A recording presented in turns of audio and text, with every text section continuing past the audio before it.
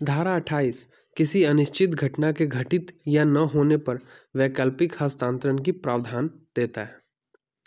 जैसे इस धारा के अनुसार संपत्ति के हस्तांतरण में यह शर्त रखी जा सकती है कि यदि कोई निर्धारित अनिश्चित घटना घटित होती है तो संपत्ति एक व्यक्ति को जाएगी, और यदि वह घटना नहीं होती तो संपत्ति किसी अन्य व्यक्ति को मिलेगी। लेकिन यह हस्तांतरण तभी वैध होगा जब यह धारा 10, 12, 21, 22, 23, 24, 25 और 27 के नियमों का पालन करे। अब इसको उदाहरण से समझते हैं। उदाहरण लेते हैं, विवाह के आधार पर संपत्ति का हस्तांतरण करने का उदाहरण। ठीक है, राम अपनी जमीन श्याम को हस्तांतरित करता है, लेकिन शर्त रखता है कि अगर श्याम 5 साल के अंदर शादी कर लेता है तो जमीन मोहन को दे दी जाएगी। अब अगर श्याम 3 साल के अंदर शादी कर लेता है तो जमीन मोहन को मिल जाएगी। अगर श्याम 5 साल तक अविवाहित रहता है, जमीन श्याम के पास ही रहेगी।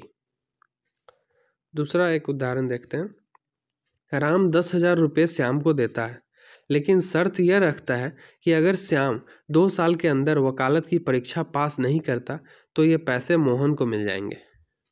अब अगर श्याम परीक्षा पास नहीं करता तो पैसे मोहन को मिल जाएंगे। अगर श्याम परीक्षा पास कर लेता है तो पैसे श्याम के पास ही रहेंगे। ठीक है, समझ में आ गया होगा। इसका जो मुख्य बातें हैं इसकी, इस धारा की, वो है कि संपत्ति का हस्तांतरण किसी अनिश्चित घटना के घटित होने या न होने पर निर्भर होता है। ठीक है, अगर घटना घटित होती है तो संपत्ति एक व्यक्ति को मिलेगी, और अगर घटना नहीं घटित होती तो दूसरे को मिलेगी। ठीक है, और यह जो हस्तांतरण है वो तभी मान्य होगा जब यह अन्य प्रासंगिक धाराओं जैसे 10, 12, 21, 25, 27 के नियमों का पालन करे। ठीक है, चलिए अब अगली धारा की ओर बढ़ते हैं। धारा 29 पश्चातवर्ती शर्त की पूर्ति, फुलफिलमेंट ऑफ कंडीशन सब्सिक्वेंट की बात करता है। इस धारा के अनुसार यदि संपत्ति का हस्तांतरण किसी भविष्य की अनिश्चित घटना पर निर्भर है तो वह तभी प्रभावी होगा जब वो घटना पूरी तरह से घटित हो। अगर शर्त पूरी हो जाती है, संपत्ति इच्छित व्यक्ति को जाएगी। अगर शर्त पूरी नहीं होती तो संपत्ति किसी और को चली जाएगी या ट्रांसफर नहीं होगी। ठीक है, उदाहरण के देखते हैं। विवाह की शर्त रखी गई है, उसका उदाहरण। राम ने अपनी संपत्ति श्याम को इस शर्त पर हस्तांतरित की कि यदि श्याम 21 वर्ष की उम्र तक अविवाहित रहता है तो उसे पूरी संपत्ति मिलेगी।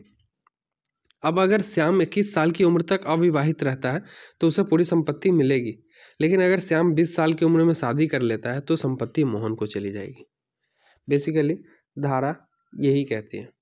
इसकी जो मुख्य बातें हैं वो है, संपत्ति प्राप्त करने के लिए दी गई शर्त का पूरा होना आवश्यक है। अगर शर्त पूरी नहीं होती तो संपत्ति किसी और को दे दी जाएगी। यह धारा 28 अल्टीरियर ट्रांसफर से जुड़ी हुई है। ठीक है, चलिए अब धारा 30 की ओर बढ़ते हैं। धारा 30 बात करता है कि यदि उत्तरवर्ती हस्तांतरण अमान्य हो जाए तो पूर्ववर्ती हस्तांतरण पर कोई प्रभाव नहीं पड़ेगा। यह धारा कहती है कि कोई भविष्य में प्रभावी होने वाला उत्तरवर्ती हस्तांतरण अमान्य हो जाता है तो उसका पहले किए गए पूर्ववर्ती हस्तांतरण पर कोई प्रभाव नहीं पड़ेगा। पूर्ववर्ती हस्तांतरण वैध रहेगा और संपत्ति पहले प्राप्तकर्ता को वैसे ही मिलेगी जैसा कि कोई शर्त जोड़ी ही न गई है। यदि उत्तरवर्ती हस्तांतरण किसी भी कारण से अमान्य हो जाता है तो यह पूर्ववर्ती हस्तांतरण को रद्द नहीं करेगा। अब जैसे उदाहरण के लिए समझते हैं। ए ने बी को जीवन भर के लिए एक खेत हस्तांतरित किया, लेकिन यह शर्त रखी कि यदि बी अपने पति को छोड़ देती है तो यह खेत सी को चला जाएगा। अब कानूनी स्थिति क्या है? चूंकि यह शर्त पति को छोड़ने वाली अमान्य मानी जाती है, इसलिए बी को खेत जीवन भर के लिए मिलेगा जैसा कि कोई शर्त लगी ही न हो, और सी को खेत नहीं मिलेगा क्योंकि यह शर्त ही गलत थी। इसका जो मुख्य बातें हैं वो है, भविष्य में लागू होने वाले हस्तांतरण यदि अवैध हों तो पहला हस्तांतरण प्रभावित नहीं होगा। पहला प्राप्तकर्ता अपनी संपत्ति को वैसे ही प्राप्त करेगा जैसे कि कोई शर्त ही न हो। यह धारा संपत्ति हस्तांतरण की स्थिरता बनाए रखने के लिए लागू की गई है। कुछ और एग्जाम्पल से इसको समझते हैं। दूसरा एक धन हस्तांतरण की एग्जाम्पल को देखते हैं। ए ने बी को 1,00,000 दिए और शर्त रखी कि यदि बी किसी विशेष धर्म को स्वीकार नहीं करता है तो यह रकम सी को मिल जाएगी। अब कानूनी स्थिति क्या है इसमें? किसी विशेष धर्म को अपनाने या छोड़ने की शर्त संविधान के अनुच्छेद 25 धार्मिक स्वतंत्रता का उल्लंघन करती है, इसलिए बी को 1,00,000 मिलेंगे, जैसा कि कोई शर्त जोड़ी ही न गई हो। सी को कुछ नहीं मिलेगा। ठीक है, एक और देखते हैं एग्जाम्पल, घर का हस्तांतरण। ए ने अपना घर बी को दिया और यह शर्त रखी कि यदि बी अपने माता पिता से अलग रहने लगे तो यह घर सी को मिल जाएगा। कानूनी स्थिति इसमें देखते हैं। परिवार से अलग रहने की शर्त व्यक्ति की स्वतंत्रता को बाधित करती है और इसे न्यायालय अमान्य मान सकता है, इसलिए बी को घर मिल जाएगा, जैसा कि कोई शर्त लगी ही ना हो। सी को घर नहीं मिलेगा। ठीक है, आशा है कि क्लियर हो गया होगा। देखिए, इसका मुख्य उद्देश्य वही है कि यदि कोई दूसरी शर्त अमान्य पाई जाती है तो पहली संपत्ति प्राप्त करने वाला प्रभावित नहीं होगा। ठीक है, संपत्ति उसी व्यक्ति को जाएगी जिसे शुरू में दी गई थी, जैसा कि कोई शर्त ही न हो। ठीक, धारा 30 का उद्देश्य संपत्ति हस्तांतरण की स्थिरता बनाए रखना है। ठीक है, आशा है कि धारा 30 समझ आ गई होगी। अब अगले वीडियो में हम ट्रांसफर ऑफ प्रॉपर्टी एक्ट 1882 के सेक्शन 31 की बात करेंगे। Let's move on to section 31, which states condition that transfer shall cease to have effect in case specified uncertain event happens or does not happen।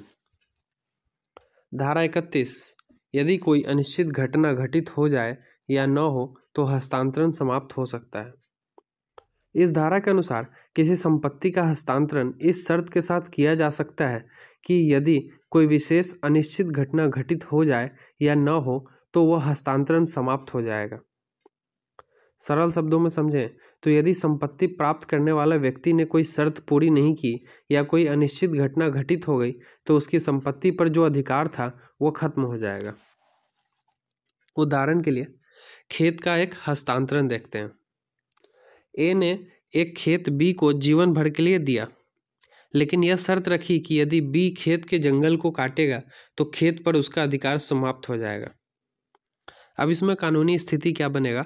B ने जंगल काट दिया तो खेत पर उसका अधिकार समाप्त हो जाएगा। अब बी खेत का मालिक नहीं रहेगा। ठीक है, दूसरा उदाहरण देखते हैं विदेश यात्रा की शर्त पे।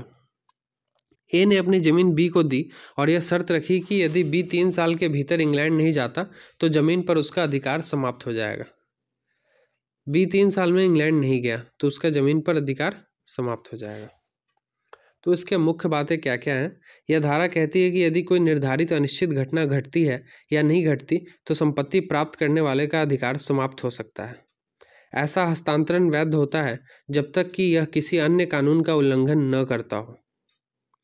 धारा 12 के अधीन यह प्रावधान कार्य करता है, यानी यदि कोई प्रतिबंध लागू है तो वह मान्य होगा। आशा है धारा 31 समझ आ गई होगी। अब हम 32 की ओर बढ़ते हैं। धारा 32 के अनुसार यदि किसी संपत्ति के हस्तांतरण में यह शर्त जोड़ी जाती है कि कोई विशेष घटना होने पर वह संपत्ति का अधिकार समाप्त हो जाएगा तो वह शर्त तभी वैध होगी जब वह कोई अवैध या असंवैधानिक शर्त न हो।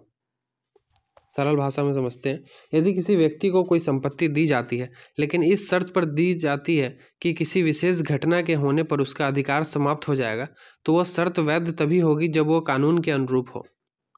यदि वह शर्त अवैध, असंभव, धोखाधड़ीपूर्ण या सार्वजनिक नीति के विरुद्ध है तो अमान्य होगी। उदाहरण देखते हैं वैध शर्त का। ए ने अपनी जमीन बी को दी, लेकिन यह शर्त रखी कि यदि बी किसी आपराधिक गतिविधि में संलिप्त पाया जाता है तो उसका जमीन पर अधिकार समाप्त हो जाएगा।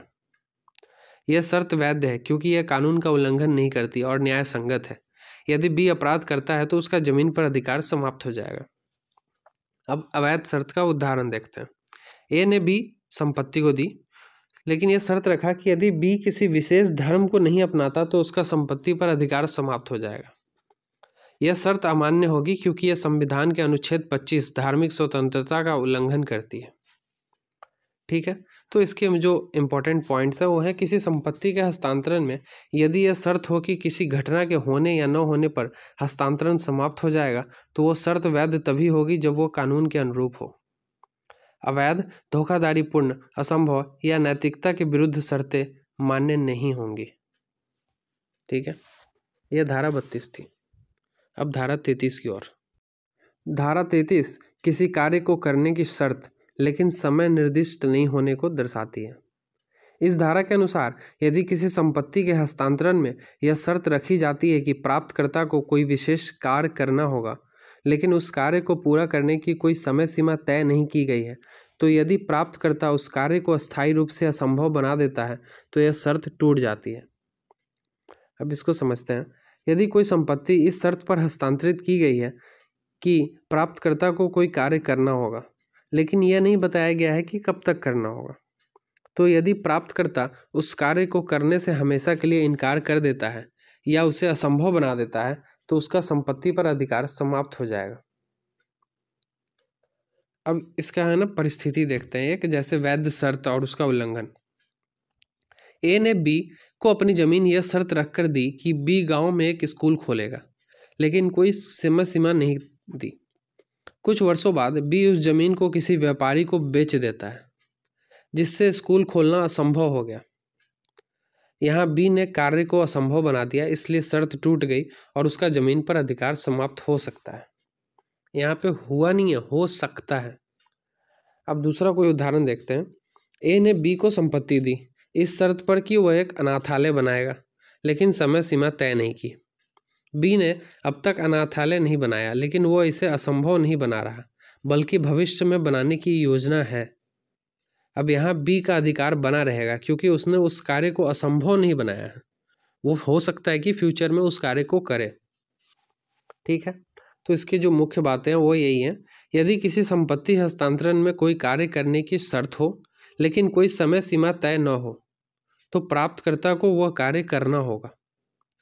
यदि प्राप्तकर्ता उस कार्य को अस्थायी रूप से असंभव बना देता है तो शर्त टूट जाती है और संपत्ति पर उसका अधिकार समाप्त हो सकता है। ठीक है, यह धारा 33 थी। अब धारा 34 बात करती है जब शर्त पूरी करने के लिए समय निर्धारित हो। यदि किसी संपत्ति के हस्तांतरण में यह शर्त रखी गई है कि प्राप्तकर्ता को कोई कार्य करना होगा और उस कार्य को करने के लिए एक निश्चित समय सीमा दी गई है, तो क्या होगा यदि कोई धोखाधड़ी से उस कार्य को समय पर पूरा होने से रोकता है। अब समझते हैं इसको इजी लैंग्वेज में। यदि कोई कार्य किसी व्यक्ति द्वारा एक शर्त के रूप में किया जाना है ताकि उसे संपत्ति का अधिकार मिल सके, या यदि कोई कार्य पूरा न होने पर संपत्ति किसी अन्य व्यक्ति को चली जाएगी और उस कार्य को करने के लिए एक समय सीमा दी गई है, लेकिन कोई व्यक्ति जानबूझकर धोखाधड़ी करके उस कार्य को समय पर पूरा होने से रोक देता है, तो समय सीमा बढ़ा दी जाएगी। अगर कोई समय सीमा निर्धारित नहीं थी और धोखाधड़ी के कारण कार्य असंभव बना दिया गया तो यह माना जाएगा कि कार्य पूरा कर दिया गया है। अब इसका एक उदाहरण देखते हैं। ए ने बी को जमीन दी इस शर्त पर कि बी को 6 महीने के अंदर स्कूल बनाना होगा, लेकिन सी जो चाहता है कि बी को जमीन न मिले, उसने स्कूल बनाने की परमिशन लेने में बाधा डाल दी। यहाँ सी की धोखाधड़ी के कारण बी समय पर स्कूल नहीं बना सका, इसलिए बी को अतिरिक्त समय दिया जाएगा। दूसरा देखते हैं। ए ने बी को एक संपत्ति दी और कहा कि बी को अनाथालय खोलना होगा। कोई समय सीमा तय नहीं की गई थी, लेकिन सी ने गलत तरीके से अपनाकर बी को अनाथालय बनाने से रोका। यहाँ सी ने जानबूझकर धोखाधड़ी की, इसलिए इसे माना जाएगा कि बी ने कार्य पूरा कर लिया। बी का संपत्ति पर अधिकार बना रहेगा। ठीक है, इसके जो मुख्य बातें हैं वो बता देता हूँ। यदि कोई कार्य करने की समय सीमा तय हो और किसी की धोखाधड़ी से देरी हो जाए तो अतिरिक्त समय मिलेगा। और दूसरा, यदि समय सीमा तय नहीं थी और किसी ने जानबूझकर कार्य को असंभव बना दिया तो यह माना जाएगा कि कार्य पूरा हो चुका है। ठीक है, अब बढ़ते हैं 35 की ओर।